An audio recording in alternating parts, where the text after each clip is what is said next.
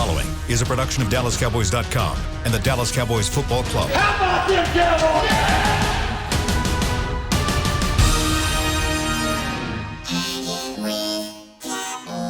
Blowing out of the backfield, exploding down the sideline. This is Hangin' with the Boys, presented by Wingstop, where flavor gets its wings. Now, your hosts, Nate Newton, Kurt Daniels, Jesse Holley, and Shannon Gross.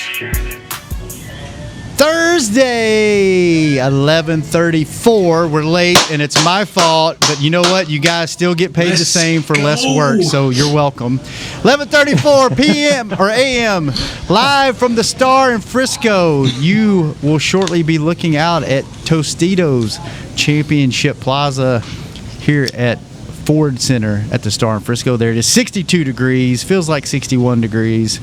It's going to be 66 a high, and tonight it will be a chilly 41 degrees. Fellas, 17 games, more football.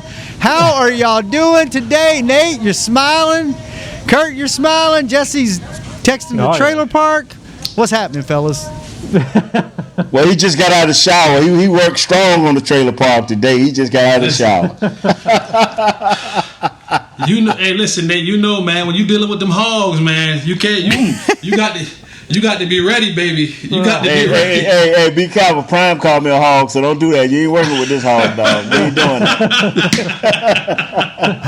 Oh, man. Yeah. So we got more football now. We got 17 games, 3 preseason games. If you ask me, there's no way they're going to stop until you get 18 games, because now you have one more either home or away game, and they alternate each year. And that's just not good for the bottom line, is it? So we're going to have to even that out to where we got to have an extra home game for sure every year, right? At some point, that's where we're heading. I love it. You love it? I love it, baby. I love it. Is there because you're not playing?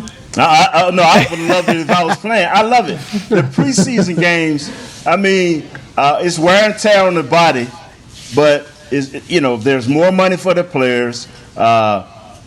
And if you're a veteran guy, really, let's it may not be a great amount more, but it's a little bit more. It's a little bit more.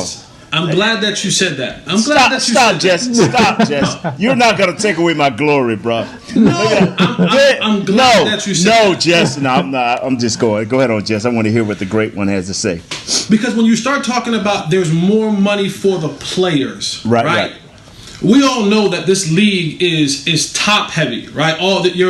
The bulk of teams' salaries go to a small percentage of the football teams. Mm-hmm. So when you talking about more money, your quarterbacks will get more money. Your top star tackles players will get more money.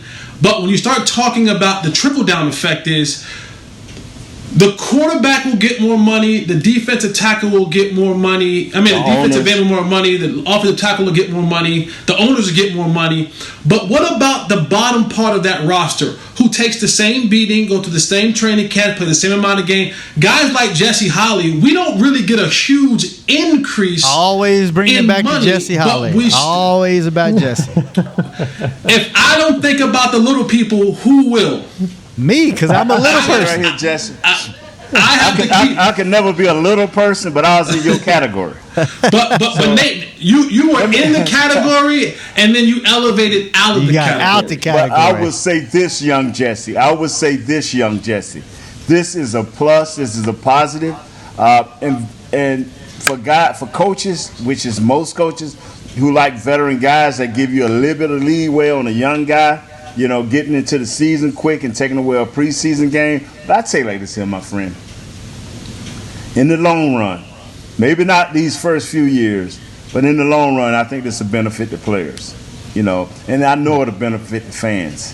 It'll give you one more game to gravel and cry over your team. If we just had one more game, maybe we would have got in it. Well, win this one more game so you can get in the playoffs. This deal is 100% about the owners in the short term, in the long term, and all of the terms. Because just that one game, just think about this. Like, for example, the Dallas Cowboys in their 17th game of the season will play the New England Patriots. That's going to be a sold-out game, regardless. Yes, that's going to be a sold-out game, whether it's in Foxborough or whether it's in Arlington. That's going to be a sold-out game. So that means more increased revenue at the concession stands, more parking, more merchandise, more food, Shannon. more all of that. Like this deal, and this is the part where Jesse, stop. Quit counting other folks' money, bruh. I'm not counting other folks' money. Yes, you are. For a generous man that you are, for the people that you've helped in this world, the things that you've done. Stop counting Mr. Jones' money. Charlotte and Stephen and Jerry Jones Jr. and Miss Jones, that's their money. Let's get our money.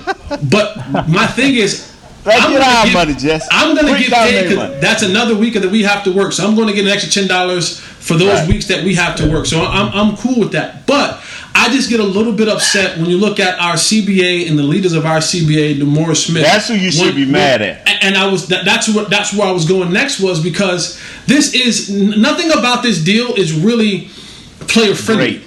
Nothing about it's all owner friendly. And this is the thing when I talk about the players having the worst CBA leadership, the players union leadership.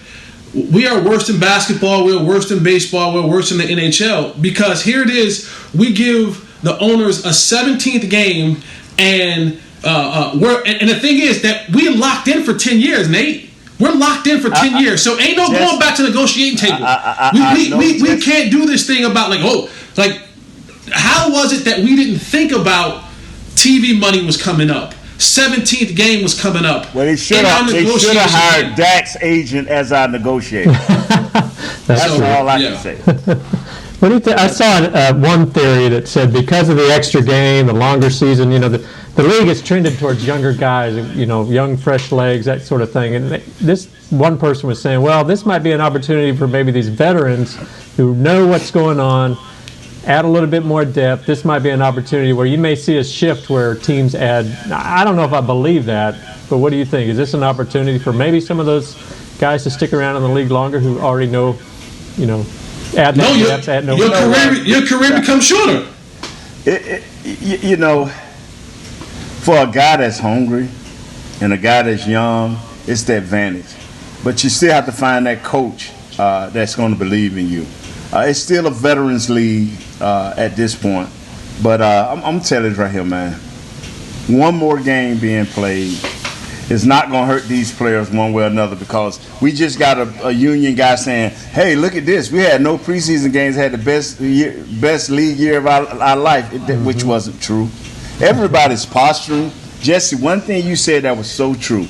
The owners won like you would not believe when it comes to revenue for this extra game. Now they're going to have to guess at a preseason game how much revenue they getting, depending on who they playing and what time of the preseason is. They know this 17th game going to be a sellout.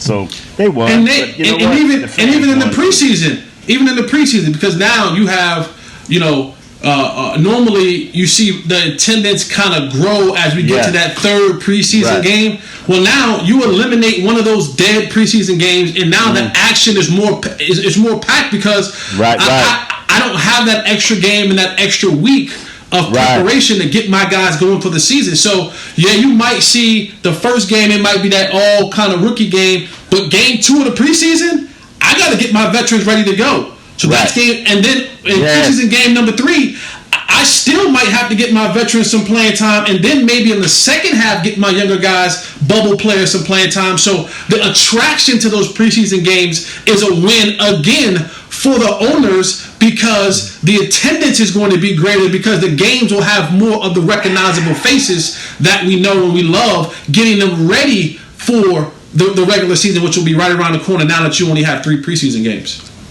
Do you think they should have added should they have added a second bye week? I do. Now that's one thing they should have added. Yeah. They should have added a second bye week. You think they'll? Kurt, think they'll probably do that? You just feeding Jesse softball after softball. You love your old boy, don't you?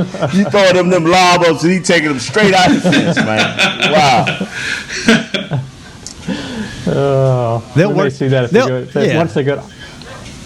Go ahead, Kurt. Once they go to an 18th game, which I don't think they can get to 18 because of the collective bargaining agreement. It'll be a while before we see 18th. And that is the only chance they have. That's the only chance they have to come back to the players. And the players are praying. Okay, if we can just get them to believe in this 18th game that Shannon want them to have, then we can crack into this thing. But other than that, Jesse, you're 100% right. Wow. Wow. Okay. And let me be on the record of saying now, here's how the owners will get to the 18 game season. Oh my God, we got to go through this. Can we go to a break, Shannon, before he? No, we cannot. No, because we started late. It's my fault. And here's how the owners, because the owners, they keep these things tucked underneath, and we just don't play the cards right. But the owners will say, "Hey guys, got a little something for you. How about we take one of those years of those franchise tags off? If you give us an 18-game season, we'll come back to the table." The regular shouldn't go for that. You should tell the union, that don't benefit us. Okay. Now the guys like me and you should start like, hey, man, no. They're going to say, you know what they're going to say? They're going to say, man, we get back to the negotiating table quicker. There's more money for you guys to have now that we got an 18-game season. Maybe they say we'll give you a 0.5% more or 1% more off the bread. No. They're going to try to say, we're going to take one of those years franchise tags off so you can only be franchised one time. Stop him, Shannon. Okay, we're going to go to our first break early because Nate said so. When we come back, we'll have more Hanging with the Boys right back after this commercial break. Love you, Shannon. We're saving Nate. Love you. Bye. See you in a minute. Just like all of you, we at SeatGeek can't wait until we're back in the stands at full strength cheering on the Cowboys and singing along to our favorite songs again. We're using this time to make discovering, buying, and selling tickets to events in Dallas easier. Plus, every ticket purchased on SeatGeek is protected by our buyer guarantee, which means you'll get your money back or better if your event is canceled. Guaranteed.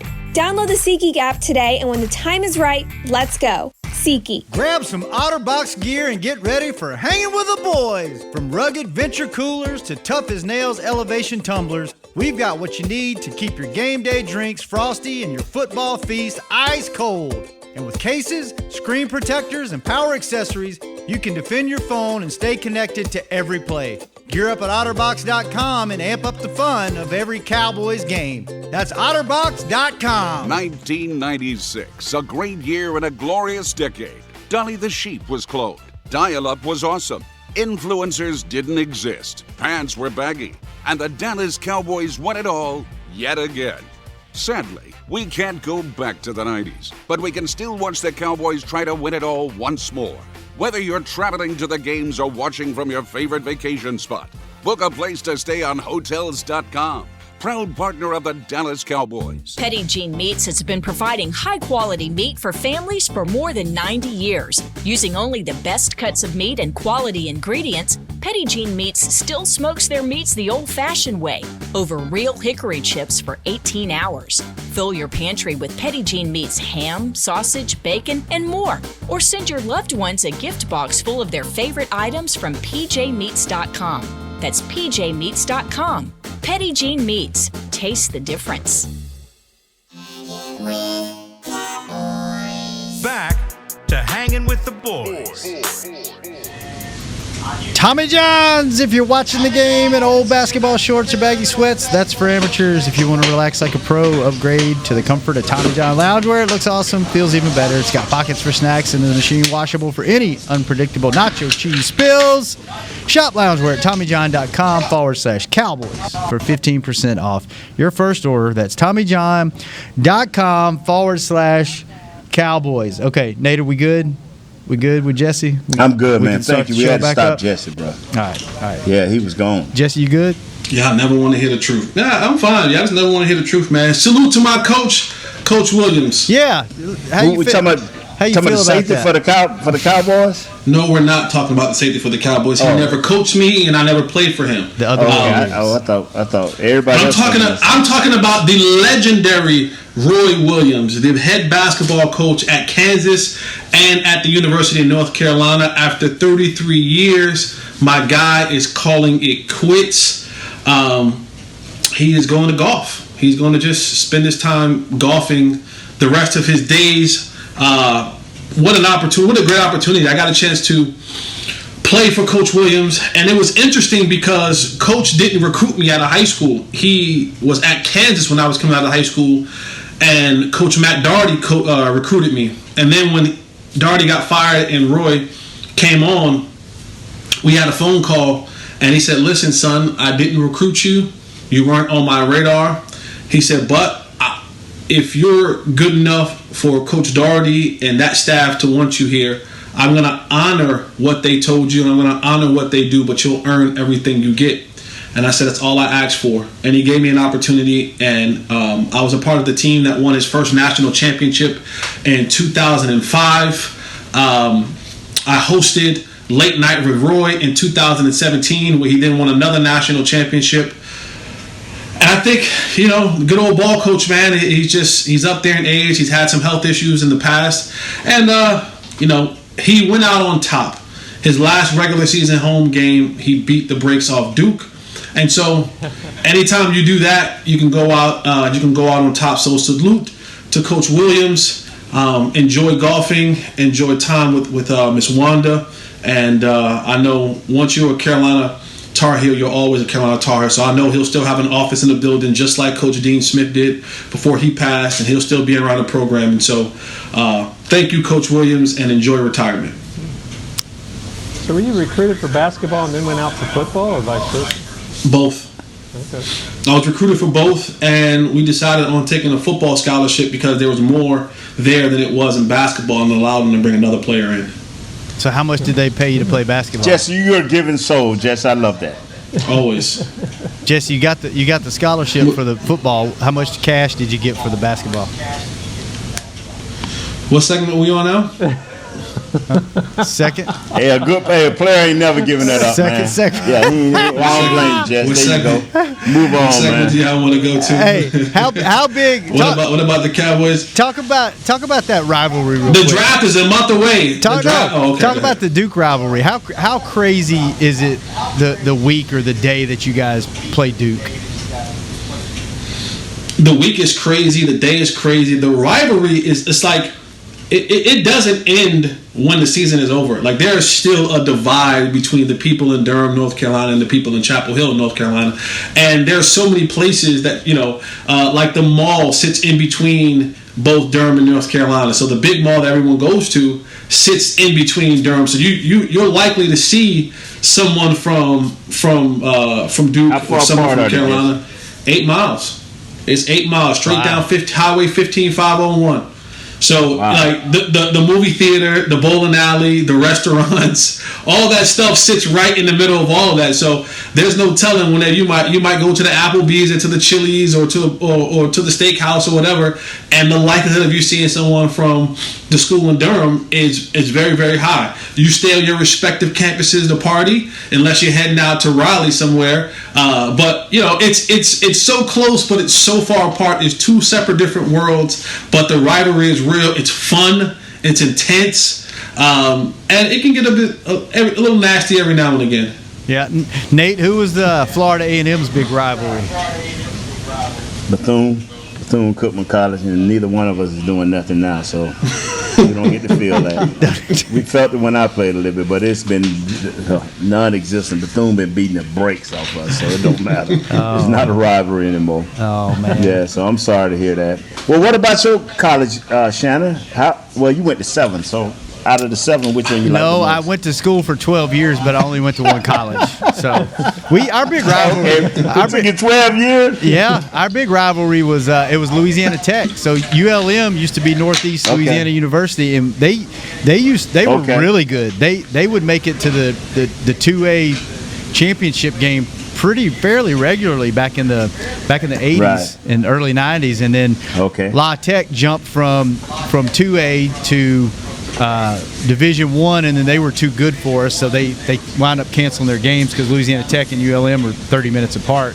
And then we really haven't had a rival really since then, like a arch nemesis. So that was it. That's it. Cool story. Kurt? I went to Kansas for a little while, so it was K-State. Missouri was a big basketball rival back then. But then I graduated from a little NAIA school, and I couldn't even tell you who their rival was. Wow. All right. Wow. So me and you about the same, Kurt. Let's talk free agency. Y'all want to talk free agency? We'll see if we can get Jesse going on this, and then go to our second break. You want to do that? Yeah. Tell us how we lost that too, Jesse. Yeah. Well, Go ahead, Jesse. Actually, I'm just joking, Jesse. I'm just joking. All right, so I'll ask you guys this. This is a great question by Kurt, because this surprised me too when Xavier Woods went to the Vikings for 1 year for $2.25 million. And when you talk about defensive backs, that's not a lot of money. That's bottom of the barrel for a starting safety. Why would they let him go when you're already shallow at that position? Is it all tied to the comments that he made during the year about the hustling thing, or is it just why did he go for such a cheap amount? Waiting on you, Jesse. I want to hear Jesse. I'm waiting on you. Well, great. Thank you for letting me go first. Yeah, I want to hear this, Jesse. Let's just say this. Speak loud and clear. The comments that Xavier Woods made did not help him. That wasn't something that, when you looked at his overall catalog, it stuck out in a negative way. Since 2018, his progression has declined. And also, we talked about the residue of old coaching staffs and old players of that coaching staff still lingering around and being around, and being able to usher them out to bring in some new blood. If you're going to bring Dan Quinn in, then you're going to have to allow him to bring players that he wants to be a part of his system. So for Xavier Woods, especially when you look at the way he performed last year, there was a lot of busted coverage, a ton of missed tackles, and I think that this team, the way that they're looking, bringing in Keanu Neal, who's going to play more, that linebacker position, and then now maybe moving some guys like Donovan Wilson, who they liked a lot last year, Kesey, who they're going to bring in, and then they'll probably bring someone else in the draft. You got some other guys like CJ Goodwin. So there's a lot of guys that'll be in the play of that mix. I think for Xavier Woods, there was nothing there that they saw that was worth keeping him. And I know the price was right, but if you're going to change cultures of how things are going in the locker room, how things are going in the football field, then you got to allow Dan Quinn to bring some guys in that he wants, that relates to his system and fit into his system. And the one thing that Dan Quinn wants, he wants guys who are going to be able to cover. Again, go back and look at what he did when he had the Legion of Boom and what he tried to build in Atlanta as well. He's going to want guys that can cover. He's going to want guys who can tackle. And those are the things that Xavier Woods did not do in the last 2 years of being on the Cowboys back end defensive end. So if he's not covering well, and the willingness to tackle and to make tackles, if that's not something he did well, and that is something that Dan Quinn prides his defensive backs on doing, then you don't fit in the mold of what he wants to do, and that's why I think he was not signed back and went to Minnesota to play under Zim. Now he might have a resurgence under Zim. I don't know, because sometimes having a negative thing happen to you brings about positivity. Being cut, having a fresh start somewhere else, being able to hear a new voice in a new system may help him. But if he's unwilling to tackle, then he's going to run into the same problem that he had in Dallas, in Minnesota, because I would like to believe Coach Zim, old school type of coach, old school mindset, has some new school ways about him, but the toughness and the ability to cover and tackle, those are just non-negotiables when you talk about playing for coaches like Dan Quinn and Zimmer and in the National Football League. When we got him out of college, the one thing that he did in college well was he brought down the hammer. Mm-hmm. And as Jesse said repeatedly, every year that got less and less and less. Now your strong suit wasn't coverage at all. The one thing you had was the hammer, and you lost it. So then your comments, that did not go along with what they drafted you for. So yeah, you have to leave. And if you don't do what Zim asks you to do, you won't hang around here for 8-9 games. You won't hang around Zim. You will be on the waiver wire with your $2 million, which is a lot, but you'll be gone. Yeah. So that I agree. It's not a big surprise at all, I don't think. No, not surprised, Kurt. Are you surprised, Kurt, No, by the fact that you now only have Jordan and Anthony Brown left at your cornerbacks? So you've addressed the needs you've signed some safeties, you've signed some defensive linemen. Linebacker, you're probably still a little thin. Cornerback, you're really thin. Do you think that tips their hand at what they're going to do in the draft, or do you look for them to still add some pieces before we get to the draft? It's going to be a lot of. Oh, I'm sorry, Kurt. It is interesting in that, in the past they've kind of filled some depth holes like this so they could kind of pick the best player available, but they haven't really done that yet with some gutter mind. I've never heard that word. I didn't know what that word was. Depth holes. I'm not familiar with that term. Some holes in their depth on the roster. Okay. As far as so they didn't have to.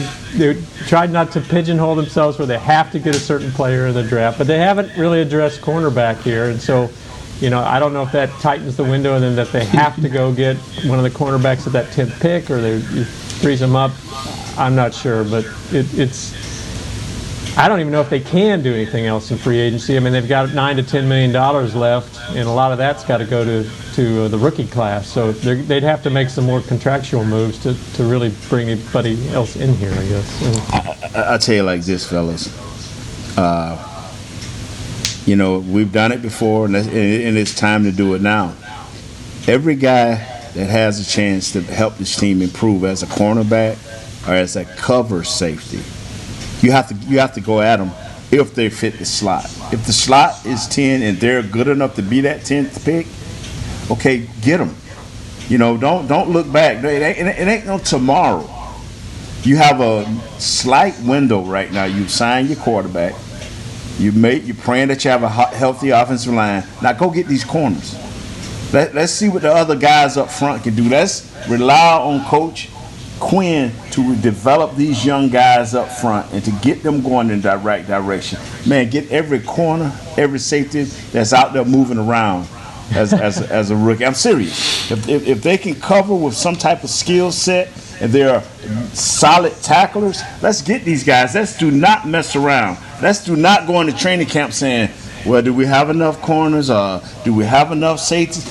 Sometimes you have to sell out. And if these guys are good enough now, if they're good enough, by Coach Quinn eyes and by the pro personnel player director eyes, if they're good enough, get them. Don't be saying, okay, well, we got a lineman that we think that's equal to. No, the grade wins on defense. If the grades are equal, they win on defense. Now, if the grades is better, you got to draft what you draft. But if the grades are equal, you got to go and just, for lack of a better word, you just got to slaughter the safety and cornerback positions at your draft pick. Nate, take everything you can get, man. I want to give you props. Your beard looks better than it ever has. That close-up shot that Chris just had on you, that one shot, that thing is trimmed. Yeah. It's neat. It's usually all raggedy. Yeah, thank you, man. Did you get that shaped up? How that looks good, man. Well, Shannon, I mean, it's I only get it once a year. Y'all got it this once a year because I know by next week it'll be ugly, so it don't matter. But anyway, I'm back on these safeties and corners. But let me say this. With the Cowboys, again, I look at Dan Quinn's history and what he is as a defensive coordinator. Yes, sir. And he wants to play a lot of cover 3. Like that is going to be his explain that to the fans, Jess. Cover 3. Cover 3 is basically the field is now cut into 3/3. So you got a third, down the middle third, right side, left side third. And your cornerbacks usually play that in. You have from the spot that you stand all the way back to this third of the field. Safety, which used to be a la Earl Thomas, you have the third from where you stand back down the middle of the field, and your other corner, same thing from where you stand back. So a lot of times it's gonna play like It's going to look like man, but it's going to be really cover 3. And these guys, when you watch Richard Sherman, he would always kind of start up like he was in press coverage and then bail, but his eyes were always looking back into the quarterback so that he's able to jump different routes and so on and so forth. So you look at a guy like Diggs, who I think, got some good reps last year, got some experience. You bring Jordan Lewis back, he's going to be primarily your dominant slot corner. And then on the other side, you want to maybe draft another corner and have Anthony Brown rotate all around, slot, left corner, right corner. Now, here's the biggest thing that I'm fearful of in this draft. And the more I look at it, and I'm not some draft guru and I'm not some draft expert, but when you start looking about best available player, if for some odd, crazy reason, that freak of nature Pitts from Gainesville, Florida. Yep, I knew where you were going. Is sitting there at number 10. Way, no chance, no way. Yeah, we didn't think Lawrence would be there either. I know everyone says Trevor again. There is not. Let me go get another shot because we're infected again. Now, there's not. Here we go again. Here we go again. So you go give up 49. You got to score 50 every game. 6'5", with the longest arm span reach in the last 20 years. In 20 years of any player in the draft. In the last 20 years, there aren't a set of arms that are longer at 6'5". Not even running, Too Tall Jones. Not even 20 years. How long ago? 20 years. Too Tall Jones came out. He longer than 20 years ago. 20 years. Oh my God. Runs a 4.4. Baby, call the pharmacy. We got to take a shot from my team here. They're infected again. But no, and I heard Mike Lombardi say this about a guy like Kyle Pitts. Kyle Pitts makes you change what you do on defense. If you could go up and line up in 12 personnel, right? For those that don't know what 12 personnel is, 1 tight end, 2 backs, 2 receivers. If you can line up in 12 personnel, and now the defense has to make a decision. Are you going to put a linebacker on Kyle Pitts? Are you going to put a safety on Kyle Pitts? That changes whatever you think you want to do, because now if you decide that you're going to bring in a smaller player, okay, then we're going to run the ball. We're in 12 personnel, so if you bring in a nickel or dime corner to guard or defend Kyle Pitts, he's good enough to block a defensive back. Maybe he may struggle with a linebacker every now and again, but I like my chances in that personnel. And then when you want to go 11 personnel, and now you got CeeDee Lamb, Michael Gallup, Pitts, and Amari Cooper out there. Whew, that's a nightmare to deal with. That's only if Kyle Pitts is sitting there. Other than that, then you go with J.C. Horn, and I like J.C. Horn. I do. I like J.C. Horn, and I like Patrick Surtain. And the reason I like pedigree. I like guys who have pedigree, and both of those guys have pedigree of dads who played in the National Football League, and it's in their blood, it's in their DNA, where they can go out there and just ball out because they've been around their whole life. But I'm just saying, if for some crazy reason Kyle Pitts is still sitting there at 10, I think you got to skip corner and go get Kyle Pitts. What day is the draft? The 29th. On a Thursday. 29th. April so we 29th. Got how many days now? 27? 28. We got 27. 28. This is about when we start getting off of, okay, maybe we got a good enough defense. Maybe we got enough players. About 2 weeks from now, Jesse's going to have like 8 offensive names. Kirk going to have like 6, and I'm going to be sitting there saying, those 2 tackles, you got to pick up. See, yeah. So Nate, but I do agree with this here.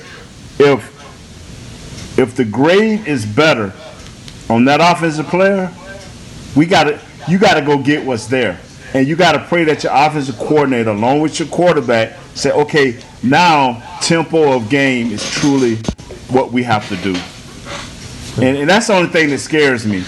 if this offensive coordinator, along with the head coach, because that's who will be held responsible, say, hey, fellas, we need to rest this defense. We need to try to stretch this out. Because I think our offense has the ability to do that. But now, does our offensive coordinator and head coach want to do that? Because they know how to do it, but do they want to do that? Say, hey, we need a 5 or 6, a 10 or 12 play drive.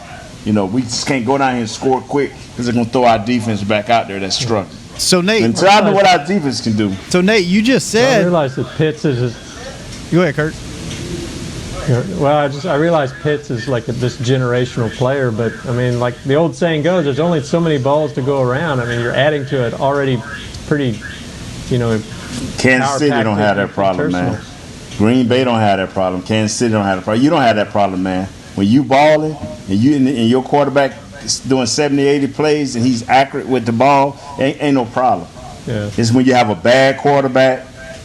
That's when you have problems. There ain't enough balls. When you got a bad quarterback, that's when that happens. We better not have a bad quarterback because we paid him $160 million. Sure. So let that man deal. Let him deal, son. That's for sure. What would scare me is that, if we didn't take a guy like Pitts at 10th, well, the Giants pick at 11th and the Eagles pick at 12th. So the Giants and the Eagles will take him. Yeah. So Nate, did I hear you right? So that's what I'm saying. Did I hear Nate right though? Do you want him on your squad? Or do you want to face him twice a year? Nate, you want Jalen Smith to chase this dude around? You want Leighton Vander? Keanu Neal can't chase this dude around like that. Well, but if Jalen's chasing him around, he's gonna swipe up his Pro Bowl votes to him. He gonna buy Pro Bowl votes. Swipe him right on up to him. So Nate, did I hear you right? You bashed Jesse for saying he would go with Pitts, and you tore him up, and then it came back around to you, and you said if the grade's good, then you take him. Continue to say. I said, and I will continue to say, as Mike Irvin act like he's practicing, pronouncing words as he talks, But what I said was simply that if the offensive player has the better grade, and there's a tie, but you're looking at them physically, you think it's a tie, you go to your scouts and say, who has the better grade and who y'all think fits our team the best? Don't let a coach decide the number 2 player overall in the draft. But that's what I'm saying. But that's what I'm saying. But he will not fall that far. I'm sorry, he will not. No. Sorry. No. Kurt, if he's there, Kurt, at 10, would you take him or would you trade back? Because somebody will trade up to get him at 10. Back. Yeah, I would definitely think of I would consider offers for sure, but they'd have to be good offers, because again, I don't want to trade back far. I don't want to trade back too much, or not get much. But you'd have to consider trading. Otherwise, I mean, like you guys said, he's a generational guy. Supposedly, you got to probably take him. Nate, why? Blake Jarwin and what's the other kid's name? Man, they'll be on a 2-pack plane up out of here if Kyle Pitts is sitting there at 10. Do not sit up there and trade back, man. Why not? Why are you against that? I will take them. I will draft Kyle Pitts and trade them 2 jokers, man, to Somalia. They be going so quick. Oh man! Don't do that. Friends of the show. Don't do that. Friends Please of the show don't trade talking down. about him like that. Don't. Why are you against trading down? Don't trade down, man. Because get the best player at that position, man. That trading back. He's the same guy. No, he's not the same guy. If he's the same guy, he'll be getting drafted right here at that position. If they're the same guy, we good with either one of them. And then all of a sudden we look back 2 years from now like, well, remember they had a chance at the Pitts kid and they traded back 2 things down, and this is what we got. Pitts running around in his 3rd Pro Bowl, and we running around trying to say, can we develop this guy? Come on. What about you, Jesse? You against trading back, or would you trade back in the right scenario? If Pitts, no, I'm not trading back. Either I'm getting the cornerback that I want at 10, or I'm taking Kyle Pitts. Those are my only 2 options. I'm telling you, man, it ain't failed us yet. Let's trade down 2 or 3 guys and get this guy right here. I think the only guy we traded back up to get was one of our offensive linemen, and it turned out great. But normally when we traded back and get all these we traded up to get your boy out of LSU, Mo Claiborne. That didn't work out too well for us. Yeah. What Chris just had a great question. What if someone offered you their one for next year? For who? For the 10th pick. What if you're dropping back to just like 13 or 14, 15? Like say the Patriots at 15, who you won't see him much. You can get another first-round pick, or you can get a loaded pick, a second rounder or whatever this year. Next year, you can still get your cornerback you need, plus some more picks. That's not worth it. So now we're going 9-7, waiting on next year again. Can't go 9-7 no more, baby. Can't go 9-7 no more, baby. Hey, no more 8-8. No more 8-8, boys. 9-7, waiting on next year. 9-8, baby. We done turned out to be the greatest. Well, we the greatest at that. Oh, but better luck next year. We'll go 9-8 with Pitts and a high-powered offense and lose 50-45 every game. You know what, Kurt? You just no. We're going to break. I'm so depressed. Kurt, I love you, Kurt, but I'm telling you, our offensive coordinator ain't gonna let that happen again this year. He gonna control tempo. Yes, he is. All right. You know what, Kurt? Since you just stopped the showdown, you take it over the next segment. Kurt's Corner coming up next on Hanging with the Boys. How great would it be to travel to watch the Cowboys win on another team's turf? Pretty great. But honestly, just watching the game from anywhere but your house would be fun. Even a hotel bar with some guy named Phil from St. Louis who thinks Oakland still has a team. So whether you're traveling to the game or watching from your favorite vacation spot, book a place to stay on Hotels.com, proud partner of the Dallas Cowboys. Hey, Cowboys fans, ready to spice up your next watch party? Bring Yo Quiero guacamole and be the game day hero. Yo Quiero means I want, and we know you want great, fresh-tasting, ready-to-serve guacamole for your home gating and tailgating events. Made with real avocados and the perfect blend of spices, it will be the star of any party. You can find us at your local Albertsons or Tom Thumb in the deli section. If you can't find it, talk to your store manager and tell them, Yo Quiero guacamole. Hey, Cowboys fans, if you're thinking about attending a game this season, visit cowboystravel.com to book your travel package today. Stay at the team hotel, have dinner with a Cowboys legend, and experience AT&T Stadium's exclusive VIP Owners Club. Also, tour the Star, get autographs from your favorite players, and talk X's and O's with me, Mickey Spagnola. The official travel partner of the Dallas Cowboys will take care of all your travel needs. Visit cowboystravel.com. Back to Hanging with the Boys. Welcome back to the show, and the Star District is the perfect place for the whole family to enjoy. Support local Frisco businesses by visiting us to dine, shop, and explore the Dallas Cowboys themed campus. For information on all the Star has to offer, visit thestardistrict.com. And this now is time for the show after Jesse murders my ears with his handling of his phone. It's the time of the show where we turn it over to our good buddy Kurt, and he becomes the host for the last 14 minutes of the show, 13 minutes of the show. Kurt's Corner. Amen Corner. Kurt, welcome to the show, Kurt Daniels. Well, first of all, let me throw out shameless plug. There you go. Draft guide. Hell yeah, great job. Draft guide is done. Yeah, it should be available at shop.dallascowboys.com today or tomorrow. So check that out. It's got some great stuff for our upcoming draft. Can we go to the local store and get it? Yeah, it will be available in several outlets, some of the Kroger's, Walmarts, and stuff around the region. So yeah, pick one up. Cool. It's awesome. Check it out. A lot of work goes into they that. They always want to do stuff old school. Nobody goes into the store to buy magazines anymore. You order them online, and Amazon ships them right to the house in 48 hours.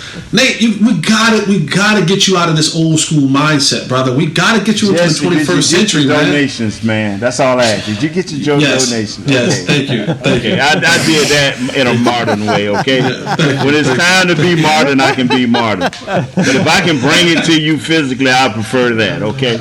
And where's my truck driving job anyway? You promised me that last week. Where is it? Let's talk. Okay. Let's talk, baby. I want to invest. I can make more than $10 a show. I got Let's go. I got $50 to invest. Let me know how to do it.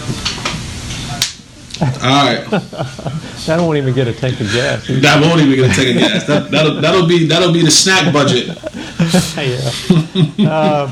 All right, got a couple of questions here for you. The first one, we were talking about the safeties earlier, and Dan Quinn bringing in his own guys, and we all feel pretty good about O'Neal, and even though he may be playing some linebacker. Well, how do you feel about the other guy that brought it? Is it Kazee, the free safety? Kazee. Yeah. He was out last year with an Achilles injury, which as a free safety, a guy who's got to cover, that seems like a kind of a scary thing to come back from. Are you feeling good about this guy, or is this a position, a free safety, we still need to do some hunting on, need to find somebody? If I'm not mistaken, out of those two, he was injured the earliest, correct? He was injured like October, like early November in the season last year. I think he's supposed to be back in time, but it's just a matter of, is he going to lose a step, that kind of thing.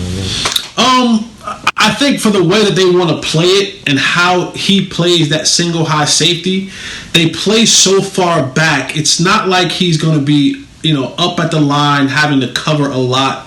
Again, in that cover 3 zone scheme, they're passing it off through that zone, and so you'll have guys that have to get through linebackers. So I think getting him an opportunity to get some preseason reps in, getting some offseason in, and really seeing how he progresses with whatever they bring in as far as rookies, I think he'll be fine. Again, I'm not looking for Earl Thomas, that type of performance. I'm just looking for something better than what we had the last couple of years. I agree, because we got to get him in here with our training staff, which is probably already here, and get him working and see how our training staff view him and get him and helping him get ramped up to that game type speed, because you want him to play a little bit, because you don't want all of a sudden here's the day of the first game and he got to fly out there 100 miles an hour. Right. All right, this is kind of changing gears a little bit. We talked earlier about Xavier Woods being gone. With him gone, Awuzie's gone. The only guys you've got left now from that 2017 draft is Jordan Lewis, who was a third-round pick, kind of a slot corner, kind of depth guy. You don't expect him to start on the ends, on the outside. And then you got Noah Brown, a seventh-rounder, who's your fifth, sixth wide receiver. He's not even probably guaranteed to make the team. So you kind of have to say that class of 2017 was kind of a failed draft in some ways. One, do you think it was? And two, how does that hurt a team when you just have a bad down year like that of a draft? How does this affect them for years to come? You just have to bite the bullet here and draft better. I mean, that it's not exact science on drafting, so you took your opportunity here, but okay, these guys are not up to par for what you need, but you just have to bite that bullet and continue to move on and go out and draft better guys if those guys are in position to be drafted at the time that you draft. It's hard to say who work and who don't work. We just always look at the winning teams. It seems like they always hit real well. But we found out New England Patriots ain't as great draft as we thought they were either when Tom Brady left.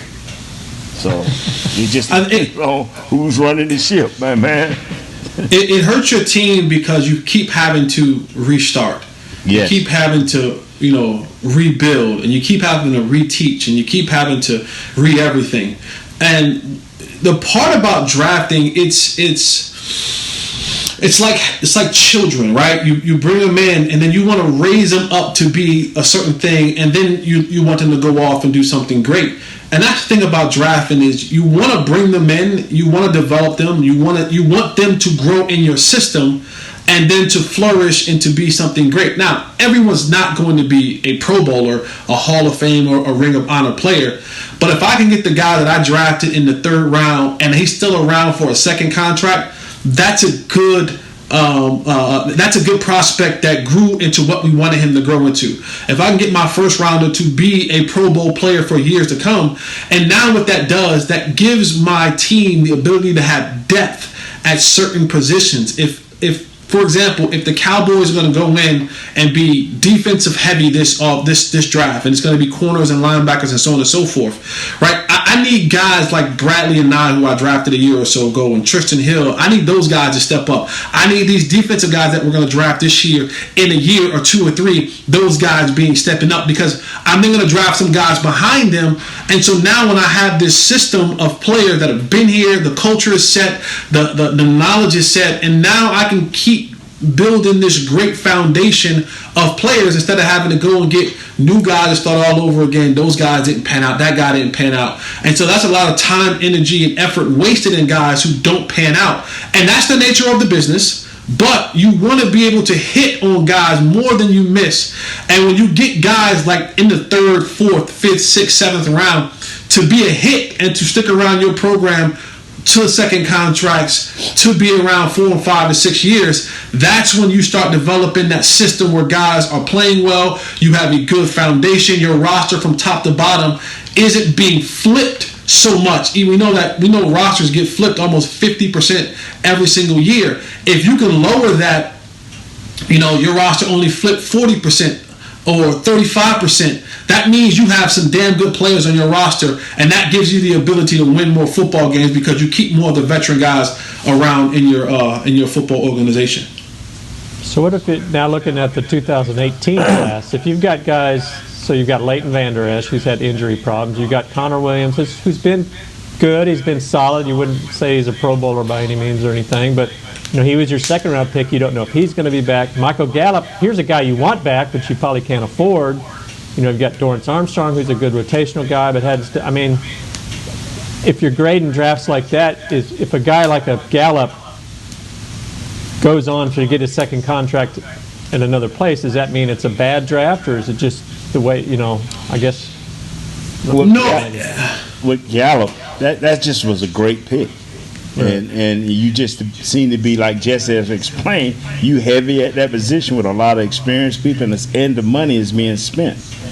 Okay, but when you're talking about our linebacker, Leighton, you don't know. This is a 1st round pick, my friend, and you just don't know, and that's a scary thing. To have they offered him his 5th year? Not yet. May. I think the deadline's in May. So if you're high on this person, you wouldn't even have to wait. If you believe that he was all that, you wouldn't even wait. You'd be like, hey, this kid 5th year is already taken up. And that's why you have to have your draft picks kind of pan out, because it saves you money of having to go out and buy and pay for other players elsewhere.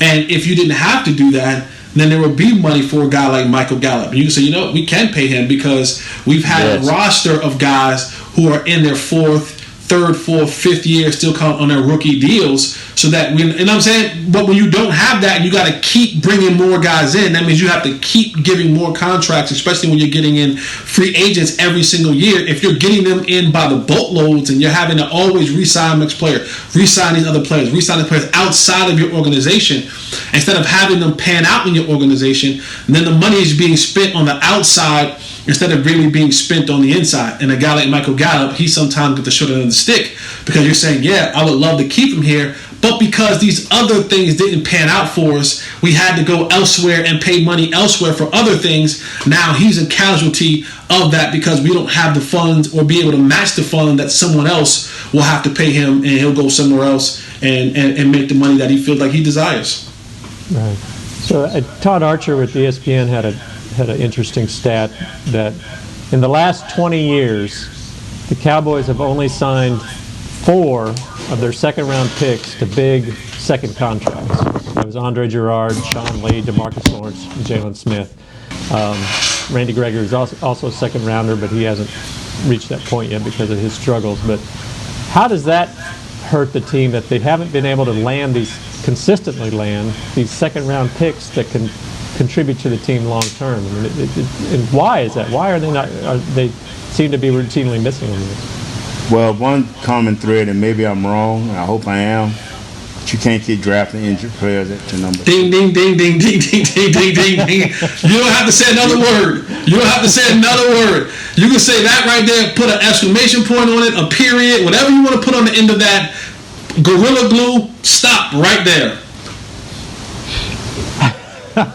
Okay, well, that was a good conversation. Easy enough.